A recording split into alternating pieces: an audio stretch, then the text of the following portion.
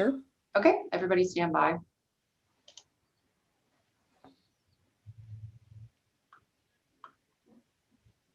And we're live.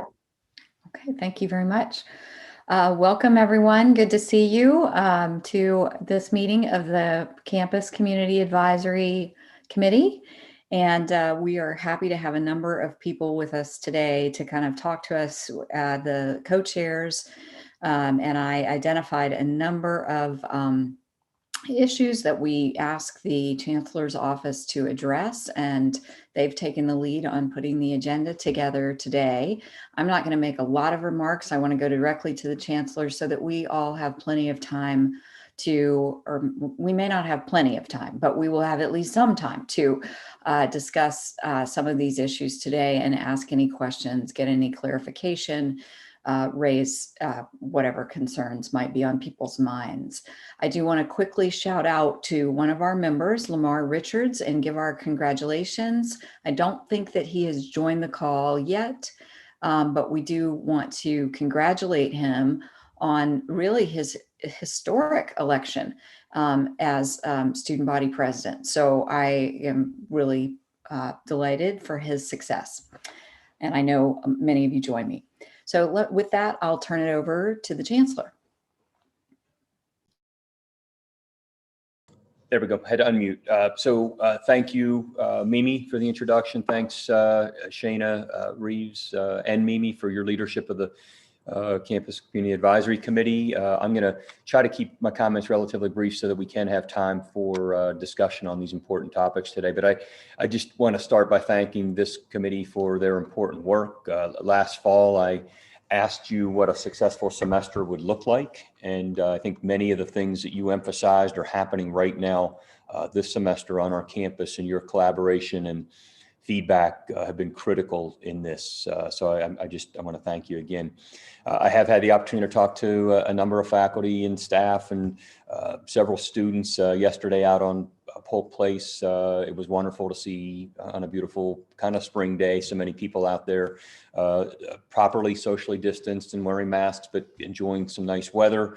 I've also talked to many of you that have had the opportunity to get out from behind the Zoom screen and into the classroom environment. I know that from what we've heard, all indications are that that's been going extremely well. The Carolina Together testing program continues to run smoothly. It's doing exactly what it was designed to do, and that is to catch positive cases quickly, limit the spread. And I am just really pleased with how that has come together. The positivity rate, as we just looked at updated numbers yesterday, still remains below 0.5%. We're now approaching about 75,000 tests that have been conducted, since about a week before the semester started. And I just want to again thank everyone, students, staff, faculty who are participating in the testing program. You are making a difference. Also want to, and I know that we're going to talk about this on our agenda, some of the preliminary planning around commencement for this May. It's probably every day I have 4 or 5 inquiries about what our plan is. Some of those come from students, some from staff, some from alumni or parents, and we're working on this and want to get some feedback and input from you today. We have been in conversations with Orange County Health Department about how we could safely hold a series of in-person limited capacity ceremonies with safety protocols in place in Kenan Stadium the weekend of May 15th and 16th. Orange County Health Department has confirmed they think that this could be done safely if done in a similar fashion to how we held football games in Kenan Stadium this past fall. We also conducted a survey with the graduating class for May 2021, and the overwhelming numbers of results of that survey were in support of an in-person option. I think it was in excess of 84, 85% that had opted for that option. If we're to proceed with this, all events would also be live streamed for those who didn't feel comfortable or who didn't want to attend an in-person event. And the numbers in Kenan Stadium for these series of smaller groups of students, faculty, and perhaps a small number of guests would not exceed the, at least right now as the plans would have it, would not exceed what those limits were this past fall for Kenan Stadium, which is in the neighborhood of, I think, about 3,600 people in the stadium. We shared this preliminary proposal with deans last week to get their feedback from their individual schools, and we're working to try to finalize our speakers. And so our plans, while not final yet, we will need to make an announcement relatively soon because people need to plan for this. And so Joel Kern, Stacy Warner are here with us today to talk about some of the logistics. And as I've already said, we want to hear your feedback as well. Another important update is that we want to talk about the events of, we have another game coming up. I think this was on the agenda that Mimi, you and Reeves and Shana talked about. The next Carolina Duke game is approaching. I think maybe we're about 10 days away. And so Chief Perry is here to talk about that. And I'm glad that we've did not see an uptick in cases following the, the past few weeks after that initial Duke Carolina game and some of the gatherings that we saw on Franklin Street. But we may not be so lucky the next time. So we really have to do everything possible to encourage that our campus community continue to adhere to our COVID-19 community standards. And we're encouraging the campus to find new and creative ways to watch the game, either outdoors with only their sort of household indoors or in virtual communities. We have to continue to be vigilant in our off-campus gatherings and in following with those standards, as I've already said. We're also, we're just getting so close to, we're approaching the halfway point of the semester. And we must persevere and not give up now. So we got to just, again, remain vigilant about this. We're also excited to be turning our attention to getting our campus vaccinated as we approach phase 3 of North Carolina's Department of Health and Human Services vaccine distribution protocol. And Kathy Brennan is here with us today and is going to talk a little bit more about this. This is an evolving sort of process, but March 10th is the date by which I think we're going to be able to begin more on-campus vaccination in that phase 3. But Kathy will provide more details on that. But this is extremely important also as we begin to look at the fall 2021 semester. And I just want to try to encourage every member of our campus community to get the vaccine when it's available to them. This, as we have learned from our infectious disease and public health experts, is the best way that we can all return safely to our campus. And so we're going to talk more about that. So finally, I want to say that we have to start thinking about the fall. And I want to ask the same question that I asked of you back in the kind of mid to late fall semester of 2020, and that is, what would success look like for this coming fall? And what we are, envisioning would be a fall that looked more similar to the fall of 2019 than the fall of 2020, where certainly in this case, the majority of our community would be vaccinated. Safety measures would likely still be in place, but a campus where everybody feels safe, secure, and hopefully excited about being back together on campus, where students are able to participate in the Carolina experience that we know that they love and where they can thrive. And our students and faculty would likely, again, this is an evolving situation, but would likely still be required to wear masks in the classroom environment. We would likely increase the students in our on-campus housing closer to normal capacity, and a scenario in which we'll have the majority of our classes being taught in person. And I think that we have to, the vast majority of those classes being taught in person. We still have a lot of decisions to make regarding this. We're going to continue to follow the science.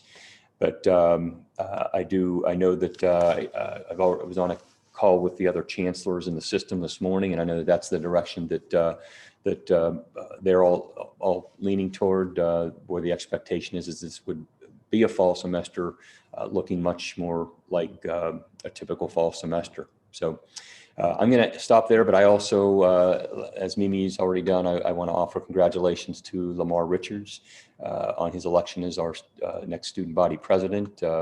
Also want to acknowledge Reeves, who's here with us today. And Reeves, you've done an incredible job, and I know you still have, I think, a few months left, and we're looking, and we'll continue to lead in the important way that you have, and we're grateful for all that you'll continue to do for us. So I'm going to stop there. I look forward to open this up, to questions and hearing your ideas. But I think next on the agenda, we're going to turn it over to Chief Perry to talk about the UNC Duke basketball game that's coming up next weekend. Thank you. Chief Perry, before you begin, I just wanted to remind people that are watching on the live stream that you can submit questions or comments through the Poll Everywhere link, or you can text CCAC 0225, and you can text that to your question to 22333. Did I get that right, Emily? Okay, great. All right, Chief Perry, over to you. Thanks, Mimi. Thanks, Chancellor. Good morning, everyone. And again, thank you for the opportunity just to bring some brief thoughts and comments about our preparations for the March 6th game against Duke.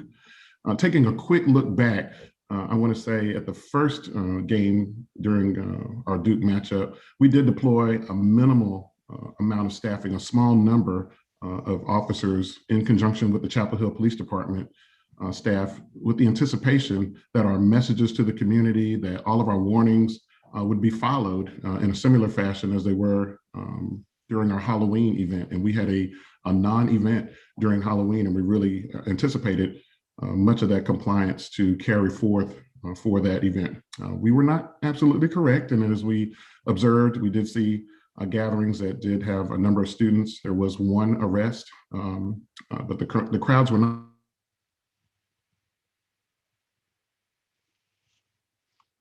only comprised of students, they were, I'm happy to say that crowd was quickly dispersed within about 30 minutes, which is phenomenal to get that many people out of the area safely and traffic restored with no incidents or injuries. And so looking ahead to March 6th, we will have increased staffing on scene. And so will the Chapel Hill Police Department. They're the lead agency in this endeavor. I've been working with Chief Blue constantly over the last 10 days, and we've met probably more than 8 times to talk about our preparations, and we're on the same page. Our increased staffing is not to give the appearance of acceptance or approval for a mass gathering, but rather to quickly disperse any type of incursion that may occur in the intersection. Vehicular traffic and pedestrians mixing is a very dangerous mix. And I don't know if many of you watched the videos of those pedestrians and cars intersecting at the same time. That's extremely dangerous. And so our efforts are focused on public safety. We also will be focusing on removing or eliminating any inflammable devices that are often carried to these mass gatherings. We did have bean bags that were set on fire, that were soaked in accelerant and lit, but quickly extinguished. And so our officers will be out proactively discouraging any of those items if they are being carried or looks like they're approaching that area. Alternative programming I know is in place with student affairs. We're working with messaging. Bar compliance is a big piece of this equation, and we want to make sure that our bar owners are not putting out any inflammable devices or anything that could be used as an incendiary device. And so we're working closely with them in this endeavor. And so to really sum up our preparations, we are prepared, but we are again encouraging not only our campus community, but our Chapel Hill community not to involve themselves in any type of celebratory event in the roadways, in a mass gathering, or anything of that nature that could jeopardize our great efforts that we've seen so far in terms of our numbers decreasing. Chief Blue and I are also in agreement of what you will not see Saturday if we are fortunate enough to have a win, and that's you will not see officers tackling or groping or physically restraining any person that intentionally goes into the intersection. We're not using any other use of force devices to forcefully remove them, but we will orderly request them out of the intersection in a very timely manner should this occur. So Mimi, that's our plans. I'll take any questions about that and our posture. Thank you again for the opportunity just to give you an overview. Thank you for that, Chief Perry. I guess one question that I had that just is, sort of late breaking this morning or yesterday with the governor's news about changes in terms of bar occupancy and those limits and easing COVID restrictions. It looks like that happens on Friday. And this may be a question for the chancellor too, is, how do our rules on campus change, if at all? Yeah. Go ahead, Chief. Do you want to jump in? I was just going to jump in and say, as it relates to sporting events, we're looking at 15% occupancy, which gives us a number of roughly 3,000 or 3,200 in the Smith Center. And so we are making plans and preparations if the athletics department does move forward with having an event this Saturday against Florida State. And so we'll assist with compliance and oversee those rules as they apply to our large gatherings. Chancellor. Yeah, and I was just going to say the same thing, and Bubba Cunningham and I spoke about that briefly yesterday. Provost Bluen and I talked briefly this morning just about how this would apply to any additional on-campus gatherings, and we need to convene a meeting and to talk about this and how those gathering rules would change. But it applied for the most part to these sporting venues. It doesn't change anything with regard to our classroom environment, on-campus dining, libraries, etc., where student union and student rec centers that we anticipate will remain in place, the current guidelines for the campus. But we will take a look at all of those. And I guess I'd like feedback from those of you here, if and how you think that is currently working as you've had opportunities, hopefully, to visit some of those venues, that I've just mentioned. So Mimi, do you want to, are there, I guess, maybe any other questions for Chief Perry? I think Joy has a question. Yes. So I was just wondering if we're going to proactively put out some ideas for how students can celebrate, because they are looking for that, right? They haven't had that for over a year. Is there a possibility of showing the game somewhere like Keenan, or having a designated place where students can go? If we're saying they can't go somewhere, I always like to have some options, or helping them know how to hold a virtual event, or putting out there what we think is a safe event. I know they're very creative on their own, but Reeves may think this is not necessarily necessary. But I thought if we can promote how to celebrate, might be just as big of a deterrent as having people standing there telling them what they can't do. That's a great point, Joy. And I, as I said, I know that we're trying to promote more virtual sort of viewing of the game. And Joel, I know that we have a communication that we're working on, a strategy for messaging. I think that's predominantly focused on just safety. But anything you want to add? I know you've had maybe some conversations with student affairs. Well, I can't speak to virtual, to some kind of campus alternative spots. I would leave that up to student affairs. But what I can say is that we are going to be very proactively communicating, working in conjunction with the town of Chapel Hill, a range of messages, including, reminding them that we all need to be vigilant in maintaining our community standards. Even though the governor's order may have changed the numbers and the math, it does not change the need to continue wearing masks, to maintain physical distance, to be extremely vigilant if you're going to choose to watch in any party setting, whether it's in an apartment, a dorm room, or in a bar, or wherever. And we're going to be messaging peer-to-peer. We're going to be offering toolkits with all of our communicators in ways that they can share the information with their various students and constituents. We're going to get as creative as we can in who and how we deliver those messages. And again, we're working in conjunction with the town of Chapel Hill to make sure that those are appropriately amplified. We do this every year. We've made sure that the messages are going to be extremely in line with the same types of messages that we've been doing this semester, so it won't be out of tone or tenor. And those have been very effective, at least from the data that we've seen. So we're going to continue to do that. I just remind everybody, though, and I'm sure the chief would agree, I think the vast majority of our students are doing a great job of maintaining, adherence to the community standards, which we greatly appreciate. And we know that these times students want to get out and celebrate. We just ask for everybody to just use extreme caution. One of our key messages are we're so close to getting through this semester, and we want to make sure that students have an opportunity to both celebrate what we hope will be a win, but at the same time continue being well and being able to maintain their performance in the classroom and all the other activities that we know are important to them. Thanks, Joe. And I just want to say that Joy, I agree. It would be great to try to create an environment somewhere where students could view the game on a large screen. I know that we even talked about this as a possibility as we're going to get into some of the commencement discussions about whether there should be a satellite venue for commencement.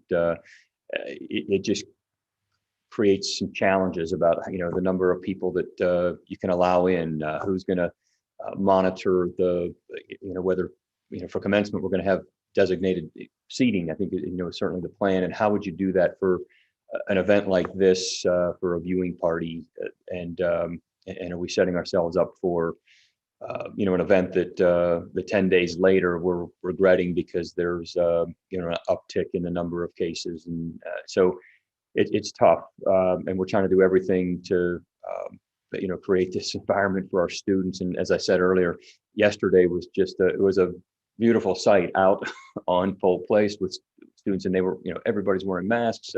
Had a chance to walk down and talk to some folks, and it just sort of brought back this sense of a normal campus environment, and we want to try to do that, but we have to think about all the safety precautions that are needed. So I'm happy to continue exploring the options, and if people have ideas around that, would love to hear them. Chancellor Guskowitz and Chief Perry, there's a question from the chat that says, with NC entering this new phase, will students in campus housing be able to meet in each other's dorms with masks? How can students celebrate reasonably and safely rather than restricting things to completely virtual? I'll jump in and try to address the housing issue. They have their own set of rules that have been put in place, and we really haven't seen significant challenges in our residence halls. I know that Alan and his staff will do a good job of implementing whatever changes are appropriate to allow students to still have some type of social interaction. But that's going to be a definite housing led initiative. Yeah. And as I said earlier, Provost and I just briefly this morning connected in our meeting about looking to see how these the governor's new orders might allow for some relaxation of some of what we have here. We just have not had a chance to really discuss it, and so we'll bring student affairs into the conversation for sure, and see what might be able to be done. For our public audience, I just want to bring in a couple of informational pieces that are coming in from the chat. Aaron Bockenheimer writes that there was a issue raised in the chat about Pantana Bob's and setting up tents, that people couldn't see how many people were in there. And Aaron reports that both police departments are aware and have been monitoring, and they do have, apparently the bar does have permits for the tents. So not too much that can be done there, it doesn't sound like, other than continue to monitor and intervene. Kira sends out a message that student organizations like the Residence Hall Association are hosting virtual watch parties and are incorporating activities aimed at keeping students inside during and after the game. So she is putting forth the idea of the university promoting those kinds of activities widely. So kind of publicizing them. So maybe we should go on at this point to vaccine distribution. So we make sure that we get all of, kind of things on the table, and then we can move through these and then have discussion about all of these topics. Great. So do we want Kathy Brennan? I think you're with us. Yep. Great. So thank you for inviting me to provide an update. I do have a couple slides, so I'm going to pop those up real quick.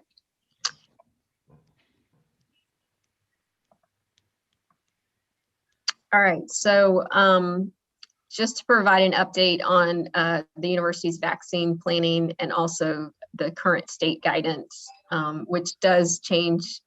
It evolves almost daily or weekly. So we try to monitor it as much as possible. So just in terms of vaccines, as the chancellor already said, we're encouraging everyone to receive the vaccine when it is available to them.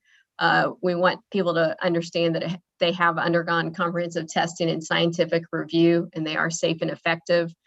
There is a new vaccine that's probably going to be authorized for emergency use authorization. It's from Johnson & Johnson. So you'll be seeing that starting on Friday, and hopefully we'll have that approved. So we'll have another one that can be allocated for vaccination. In North Carolina, the Department of Health and Human Services established a prioritization framework who determines who is eligible and when. And I do want to emphasize that the reason they did this is to protect those who are at highest risk for exposure, and also those with highest risk of hospitalization and severe disease.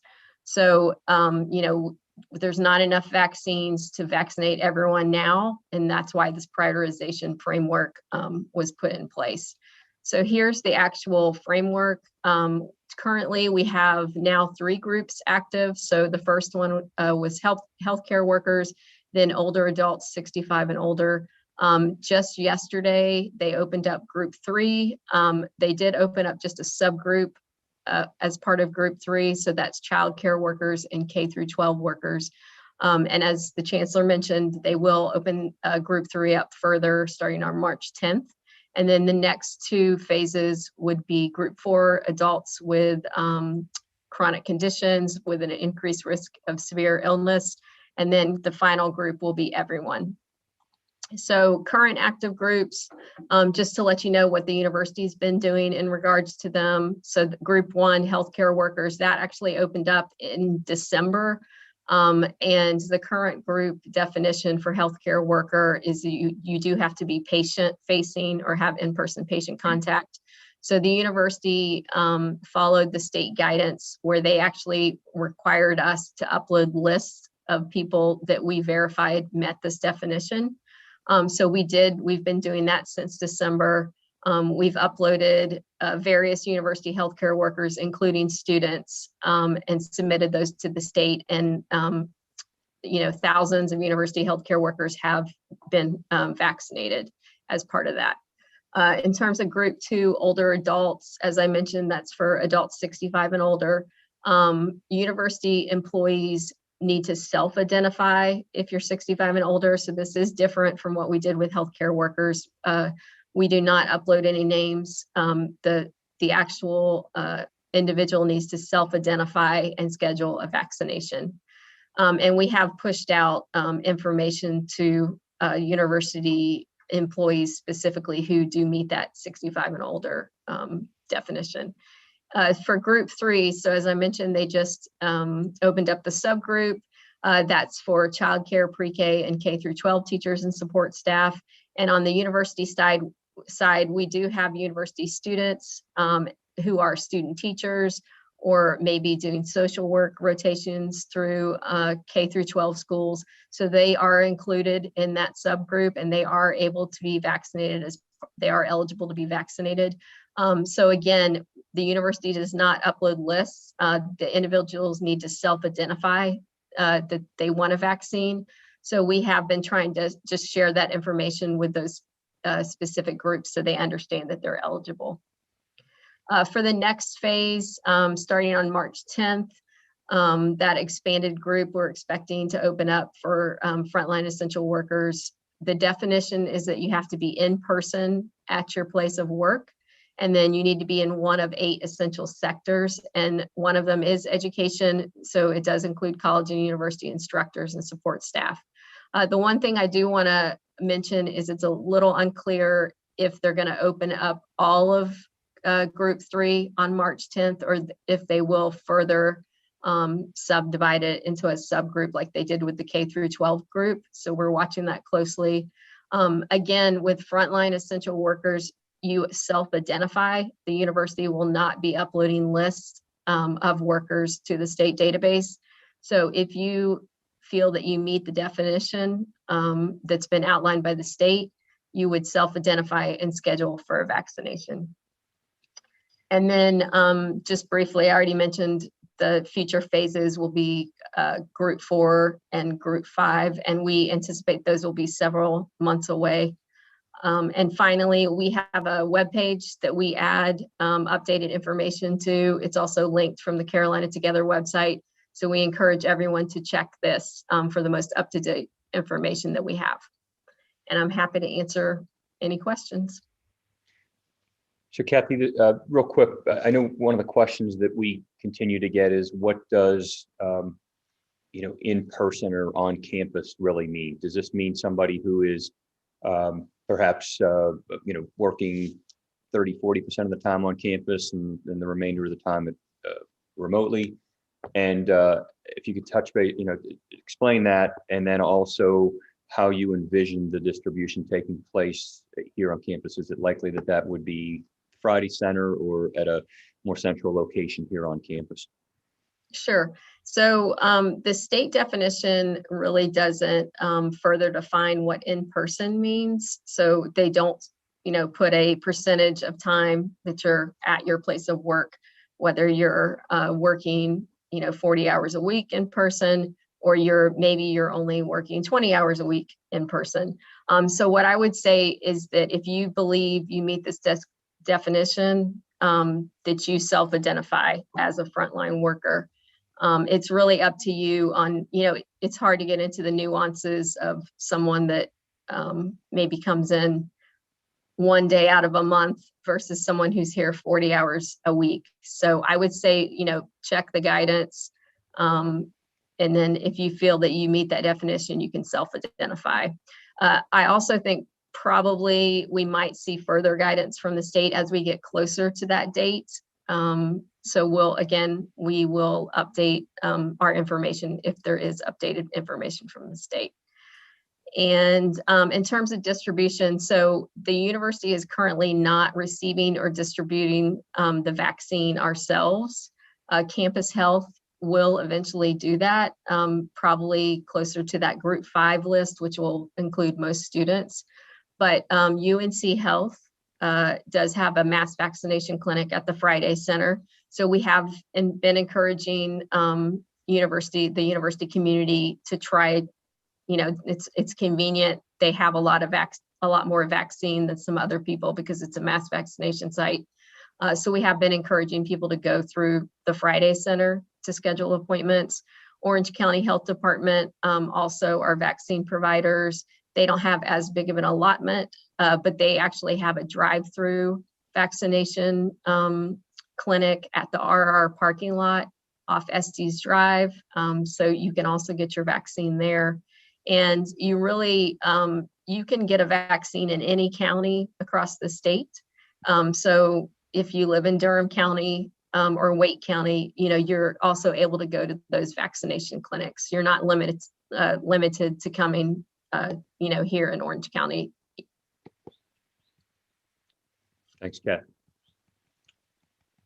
Kathy, thank you so much for being here today. I have 2 quick follow-up questions from the public. One of them is this 100% everyday presence on campus, or can folks who are on site on a reduced schedule also be grouped with those who report much more work in person? And then secondly, will students volunteering at the testing sites get vaccinated in group 3?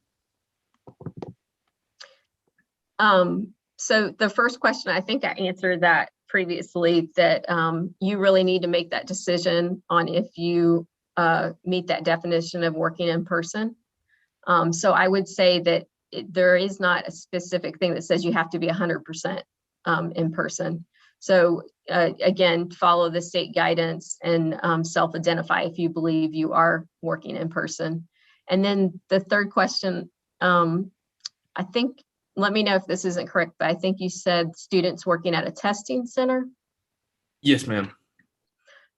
So yeah, I mean, I think the testing centers are on campus. So that's in person. Already, if you work at a vaccination clinic, you're actually part of group 1, and we submitted those people's names for vaccination. So I do think if you're talking about like the Carolina testing program, testing centers, I do believe that would be part of group 3. Great. And Ryan, do you have a question? Thanks, Shanna. So Kathy, I represent the graduate and professional students at UNC, and I've had a lot of questions about where they start to fit into this equation. So my understanding, and I just want to confirm, is that those serving as teaching assistants in person would fit into that larger higher education instructor category subgroup whenever that becomes available. So I wanted to verify that, 1, and 2.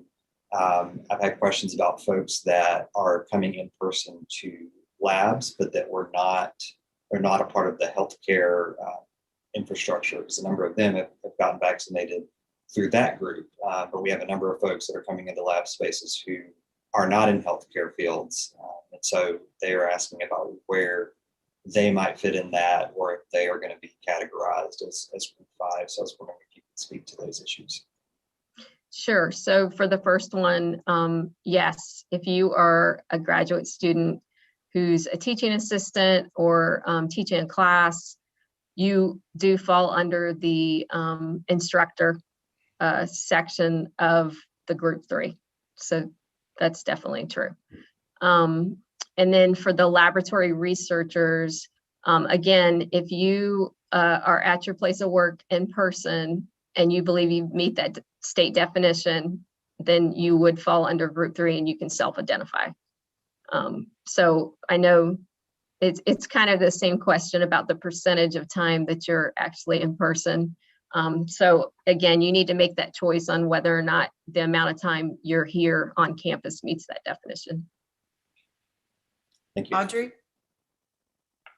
Thanks. Hi, Kathy. That's helpful. I've had a number of faculty, and this is sort of, I posted to this effect, but I'm wondering if there are plans for communication to faculty and staff, because they know March 10th. I've had a number of people say, I know that it's opening up March 10th and the university hasn't told us how we're supposed to get our vaccine.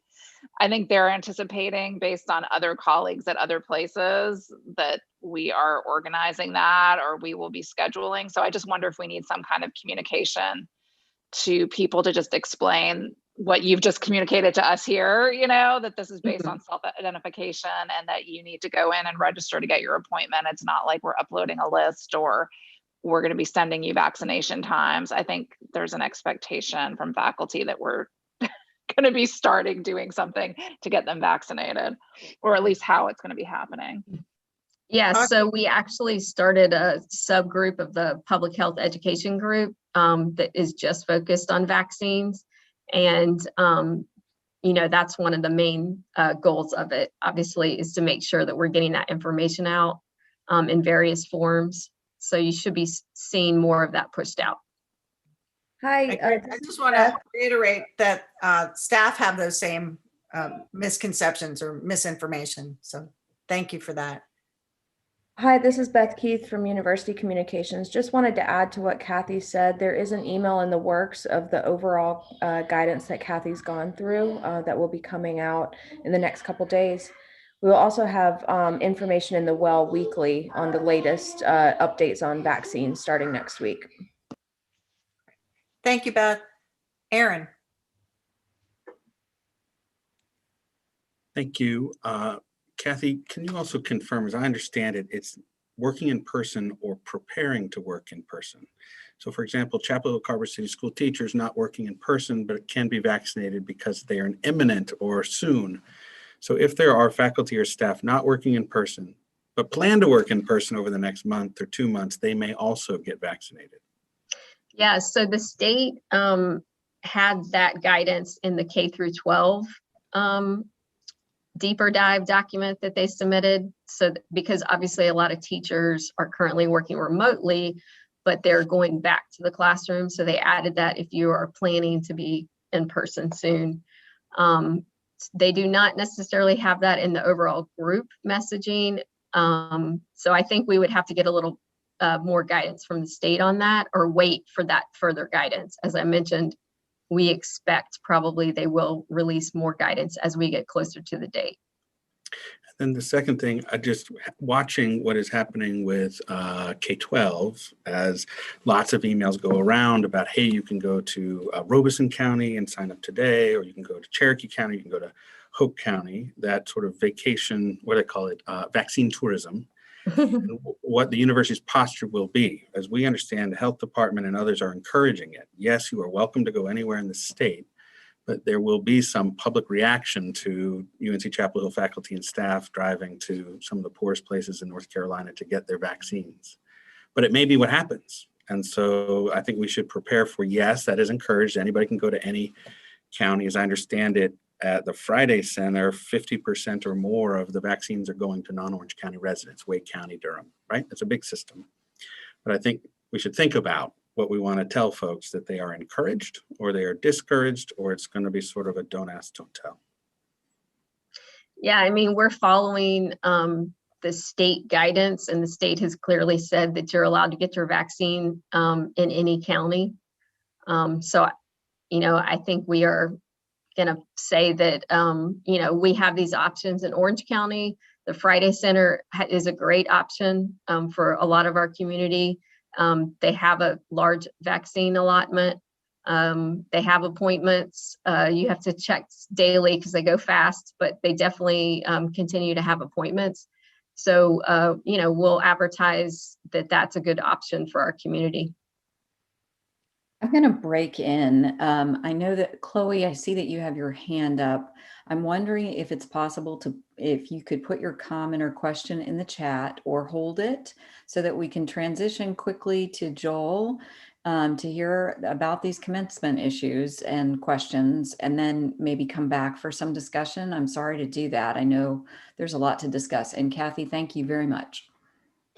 And Mimi, before we jump to Joel and Stacy, I just want to say that we will continue to advocate, as I've said for several weeks, to be sure that our campus community and those that are interfacing with high volumes of students, faculty, and staff on a daily basis here, that we can try to get the community vaccinated as quickly as possible, and working with UNC Health to make sure that that can be done as efficiently as possible. So we're continuing to advocate. I just had a conversation with Dr. Burks yesterday about this. So again, I think we have a ways to go, but I think we're putting the plans in place, and March 10th isn't that far away. So, all right, with that, so Mimi, I just wanted to make sure that I said that. And let's jump to Joel Kern, Stacy Warner on commencement plans for the weekend of May 15th, 16th, I guess maybe the 14th, 15th, 16th. Yeah, good morning, everyone. For those that don't know me, I'm Stacy Warner with University Events, and also on the call is my colleague Jenny Cobb. And we have been working with Joel, trying to work out a commencement plan.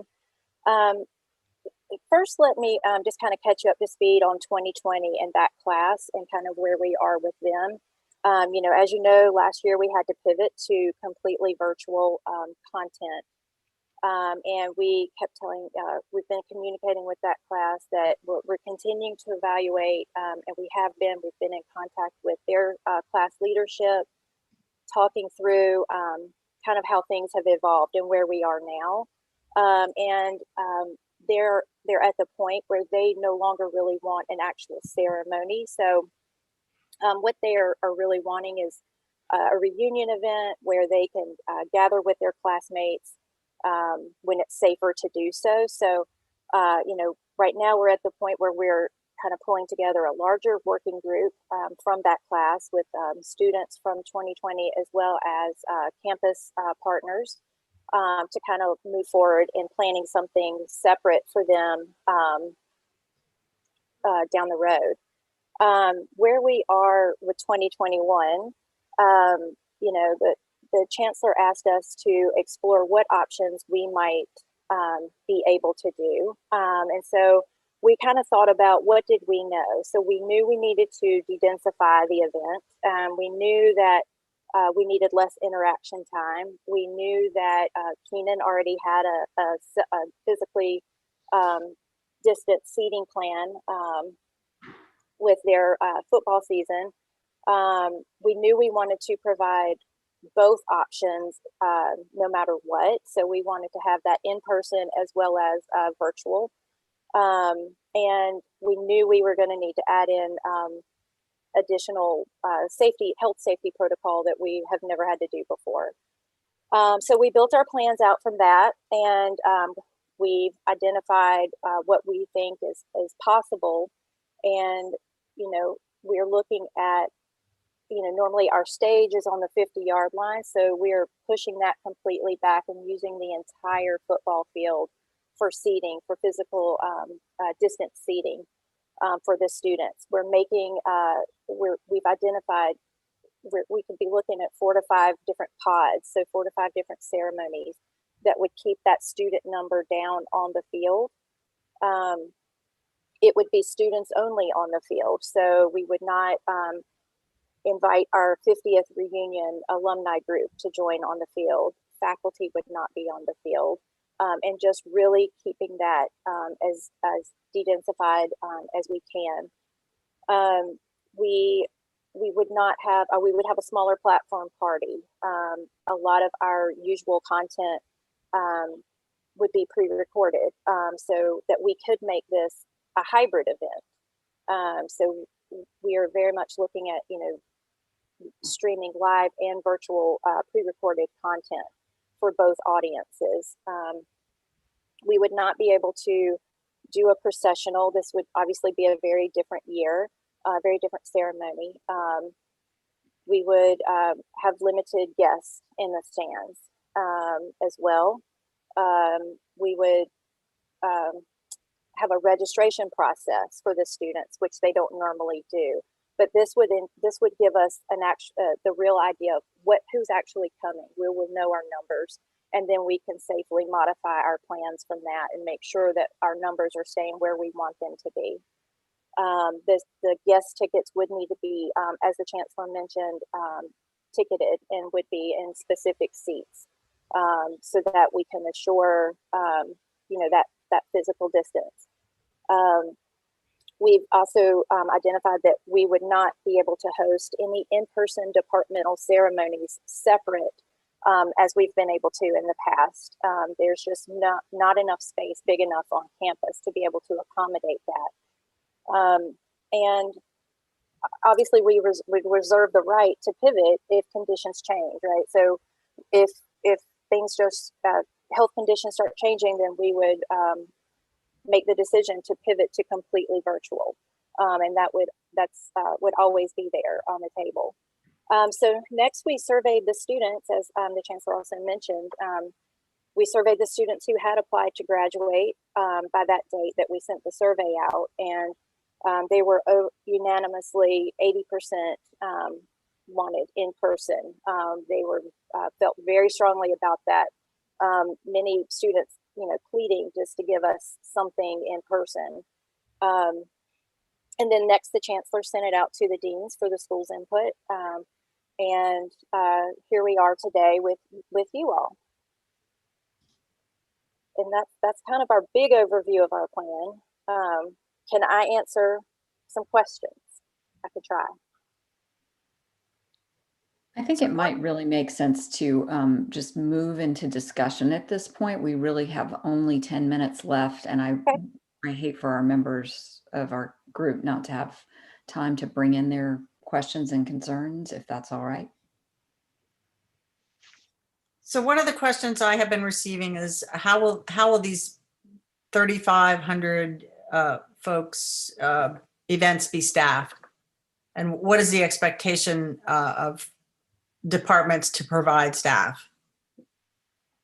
Sure. So we are hopeful that since there are no in-person departmental ceremonies, that the folks that usually help plan those for each school would be able to help us at the Keenan ceremony. Excuse me. We would have a check-in process that we wouldn't normally have. This would be contact with from the school's staff directly with their own students that we would help kind of pull together for them and check the students would need to be checked in, and we're just going to need some help with that. We've also reached out to athletics for help with the ticketing, since we don't normally ticket commencement. So athletics has offered to help us with that. And then just kind of our usual commencement staffing. So one of the things that I've been asked to please share with you is if those people that would normally help in the departmental areas, who then would be expected to help with these bigger, larger events, be exempt if they could not get vaccinated by that time. That's a request that I've been asked to bring to this body. Sure. I think, we obviously wouldn't want anyone that's uncomfortable being there. I've already been getting some emails from staff that are offering to help. So I think we can make something, we'll figure out a good plan and get the coverage that we need. Yeah, I would agree. I think, Shana, to anybody who's concerned about that, I would say that just as we've been flexible and given people choice about how they can either, work, teach, learn on our campus, that would be the case for this event. Okay, thank you. Tom, you have your hand up. Hi, thanks, and hi everybody. I guess it's a question. It's that it goes back to kind of who's in and who's out of group 3, and I'm assuming a lot of people fall into my situation, which is that I've been teaching completely remotely. I don't want to, and my students don't want me to. But if I'm not in group 3, and I think I'm not, because I can carry on my work without going to campus, then I'm in group 5. And so what I'm anticipating is the possibility, I don't know if it's a likelihood, but the possibility that I will not be fully vaccinated in time to begin teaching in person in the fall semester. And so I'm just raising it. Is our assumption that is going to be the case, that there are going to be many instructors who, because they don't fall into category 3, are not going to be either able or willing to teach in the fall in person? Yeah, so I had this conversation with Dr. Burks yesterday about the likelihood, Tom, that, where might we be by early August with the vaccinations here locally, and we joked about it. We don't have a crystal ball, but let's just say that it's in the neighborhood of 75%, 80%, which based on the trends and the distribution and where we are, that could be the scenario. And we know that there will be some who will choose not to be vaccinated. This came up on our chancellor's call this morning. And required vaccine. The CDC is not likely to require mandatory vaccinations for employees and or students on campuses, and so certainly the system office said that they would follow CDC guidance on this. So it's likely that we will have employees, students who aren't vaccinated for either because they've opted out or their turn hasn't come up yet.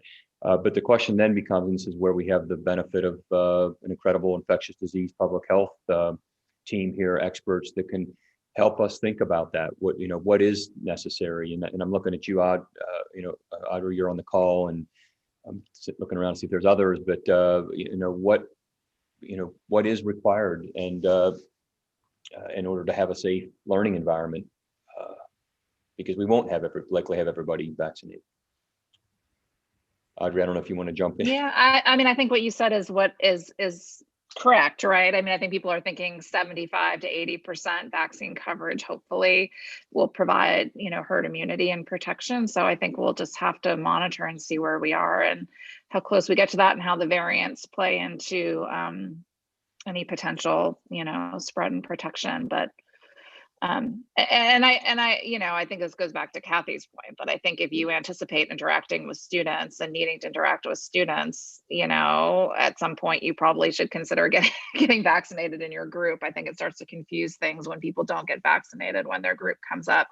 If you're planning to be teaching, even if it's not right now, would you be seeing students? Would you be interacting I think it's hard, but I think that hopefully by later in the summer, students will be offered vaccine, especially with the J&J vaccine coming on the market as well. Richard? Yeah, before I go, were we able to get back to Chloe's question?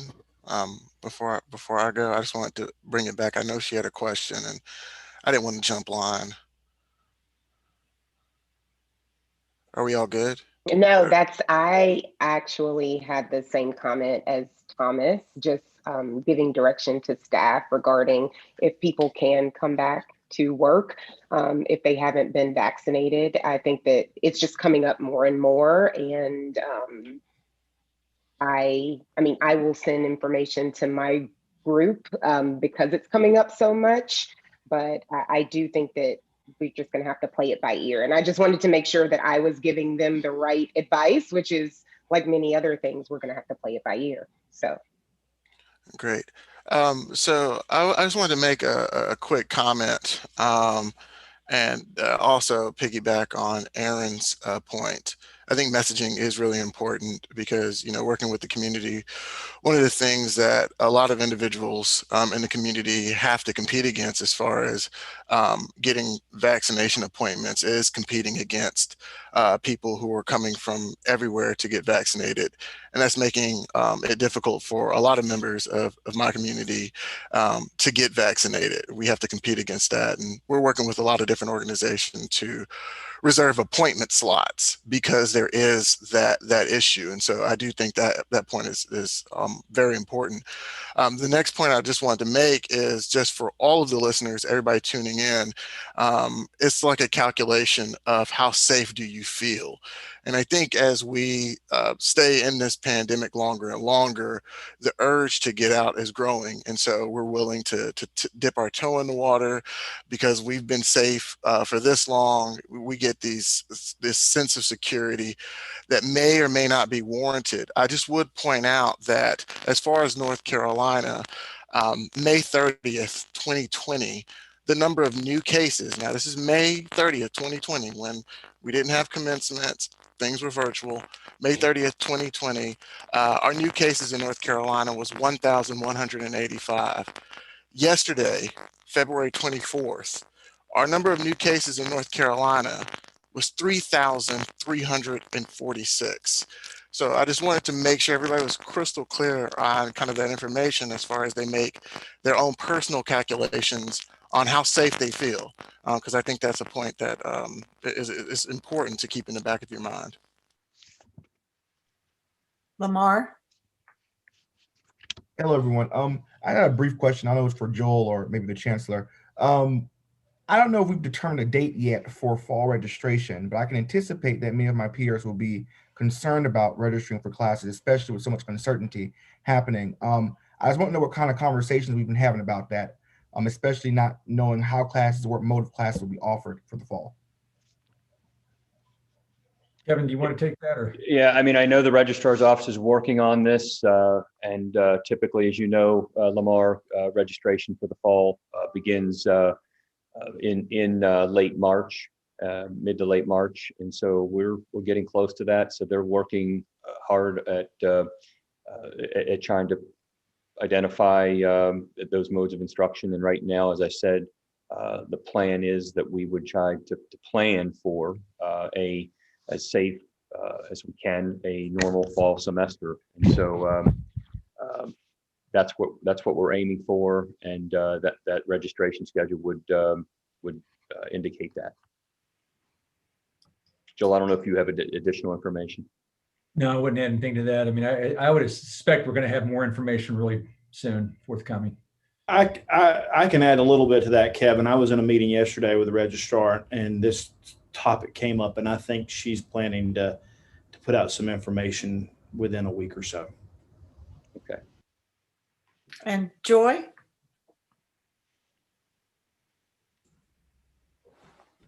I just want to be clear on Chloe's question, because it sounded a little bit like she was asking, did you have to be vaccinated to be able to come on campus?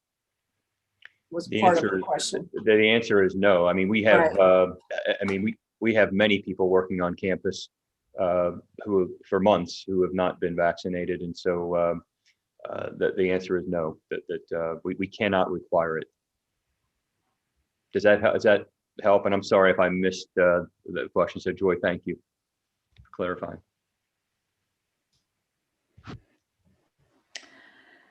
So I think at this point we are coming to the end of our time. We've identified a lot of issues, registration, further commencement planning. I'm sure vaccine will change over time. And I'm sure there are a few, there are things we haven't thought of. Hopefully we can go ahead and get another CCAC meeting on the agenda for next month or on the calendar so that we can, keep moving forward and have hopefully a little more time for discussion in that meeting.